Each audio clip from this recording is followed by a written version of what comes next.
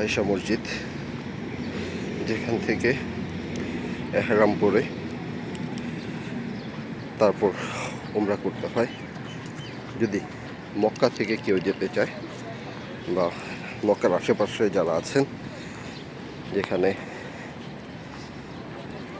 মিকা নেই, সেখানে তার প্রথম আয়েশা মসজিদে আসেন।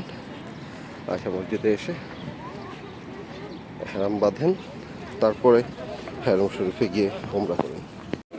এই যে দেখুন হাজিগণ কীভাবে হেরাম বাঁধছেন। সব হাজিগণ এখান থেকে মূলত হেরাম দিতে থাকেন। সবাই এখানে এসে নিয়ত করে তারপরে গিয়ে উমরা সম্পাদন করে।